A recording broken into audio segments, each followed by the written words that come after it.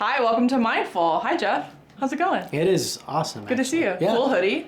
Thank you. Yeah. I see you with the hoodies. Do you like just go shopping or what's? It just, they're so easy. Yes. I'm very pro hoodie these days. I have pro hoodie too. The layers. Yeah. I'm with Yeah. you. I'm with Yeah. you. Okay, so we just changed this podcast. I was just telling Jeff beforehand. We called it Postscript for a long time, which is great. But we just kind of rebranded it to Mindful with 2 L's. And the idea is that our minds are so full all the time. We're everything maybe digital or in real life. Like there's so much going on, so much content. So what's the one thing that we can focus on that can help enrich our lives and make life better? So that's Mindful. Yeah. It's kind of cool. I think it's clever. And so I want to talk, Jeff, you're kind of an expert, I feel like, on God's heart for the outsider.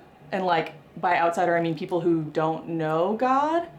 Is it fair to call you an expert on that? I feel like this is something you talk about a lot and like are very passionate about. I am very passionate about it and have been for a long time. So, because that is the heart of God. I mean, the essence of following Jesus is living an other-focused life, and to always think about the outsider, not just create an insider culture.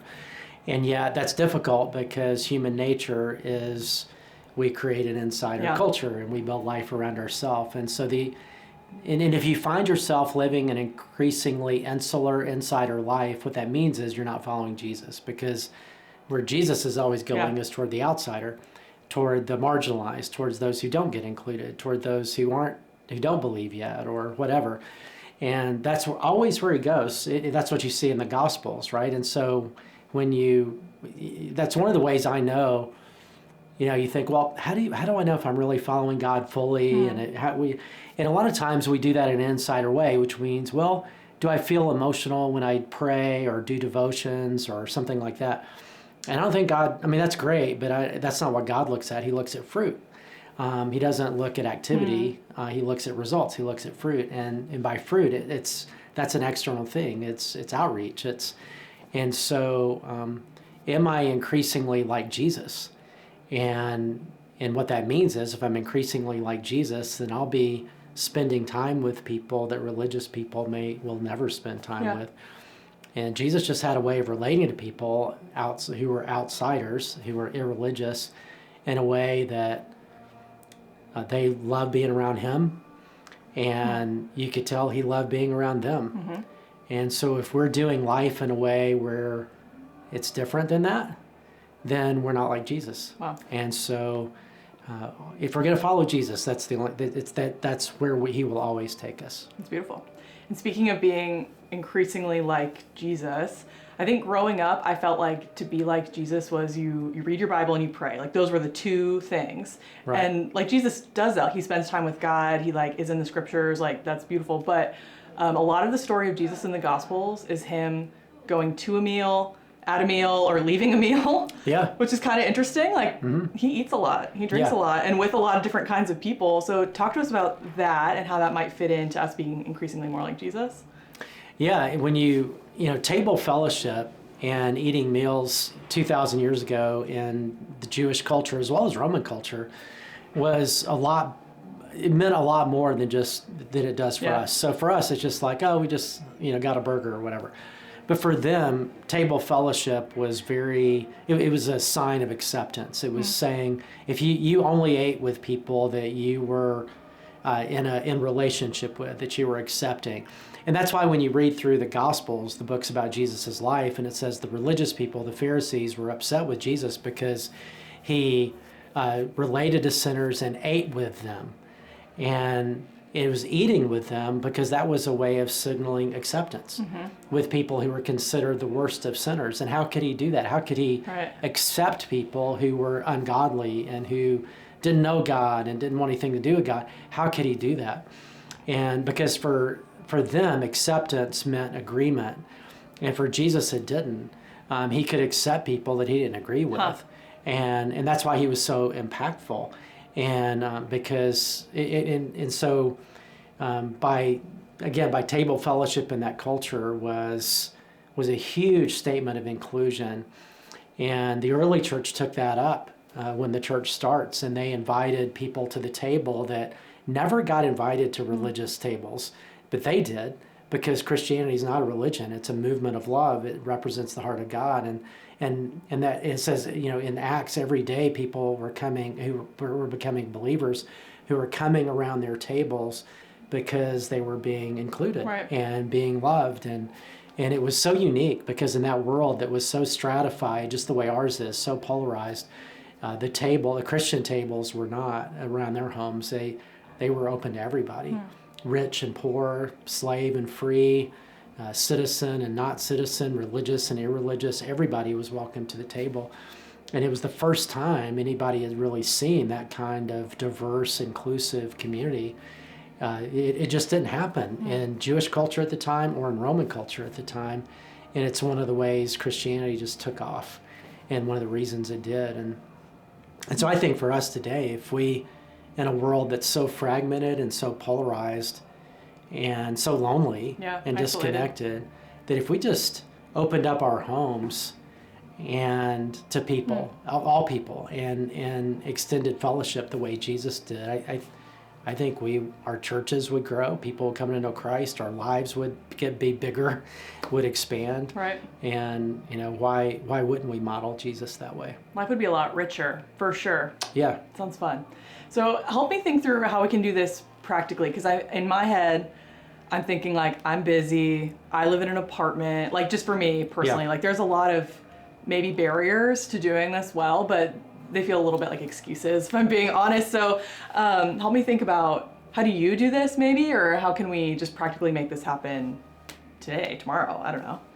Yeah, so, the home is one place to do that, but it's interesting, like even in church history, you look back at, there's certain, especially in the Roman Empire, that there were certain places where homes were too small to host a meal or whatever. So they had restaurants and they had these communal places, and so they would do it there. Nice. And so it doesn't mean it has to be your home, but to invite people wherever your table is. Right. It could be a restaurant, could be a home, could be a picnic, could be whatever. That's cool. That you're just expanding your circle of doing life and extending hospitality, and that could be in your home or somewhere else at a restaurant. And I always appreciate, my wife Christy always thinks that way when we're going somewhere to eat or whatever. She always just, whoever she's talking to that day or whatever, she'll just invite them and just say, why don't you come and eat with us, and why don't you come and share a meal with us. And I appreciate that about her. She's very inclusive, and why not? I mean, there are a couple of times, every now and then, like our anniversary or something, I might say, hey, this time why don't we just be you and me? But because she just thinks that way, and I think it's a really good way to think. That's super cool. And then what does it look like to take that another level of intentionality deeper or whatever? Because eating together is powerful, and like that's really cool, just getting to know someone, like sharing stories, sharing perspective. But then what does it look like to maybe nudge someone towards a spiritual step or something without being weird or creepy? Yeah, so one of the things that the early church did is that they would have these meals together in their homes, and they even had a name for it. They called it the agape. Agape is the main Greek word that Jesus used for love. It means irrational, over-the-top kind of love for another person, unconditional love. And that's what they wanted to illustrate in their gatherings. And so they would eat. They just didn't do church services. They would eat in their homes together, and it was an agape, unconditional love meal. And they would invite everybody and anybody. But part of what they did is they remembered what we call communion or the Lord's Supper.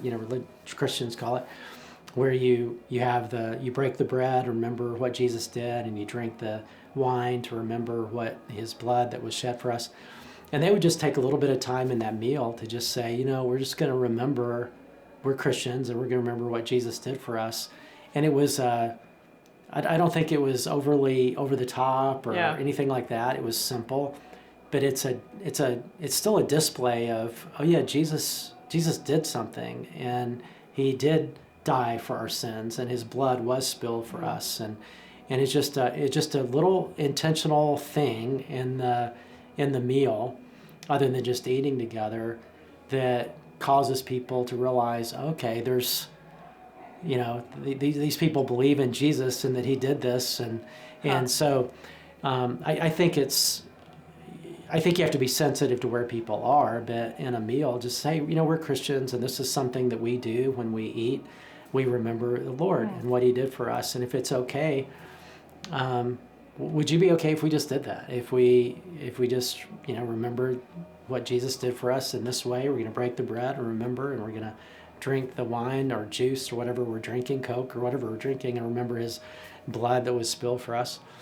And what I've experienced, like even with people, I have Jewish friends, and when we've done meals where they participate with some of their customs and say, would you be okay if we did this together? It's actually a beautiful thing. Yeah. Even though I'm not Jewish, I'm Christian, right. but I'm not offended or whatever by it. It's right. just, I think it's a beautiful thing. And so I think there's a way to do that illustrates the good news about Jesus in a way that's not over the top or overly offensive. It's really simple. And just to take a minute or two just to say, this is something we do, and would you be okay if we did this? Yeah. And it illustrates what Jesus did for us. So again, be sensitive to where people are at, but I think for most people it's not a bad thing. It's a good thing. It's something they'll remember. Cool. They'll walk away and think, well, wow, that was different, sure. And it was kind of cool, but a little weird. Yeah, what was that? What just happened? Yeah. And so that's what the early church did, and it was very effective 2,000 years ago, and I can imagine it would be effective 2,000 years later. For sure.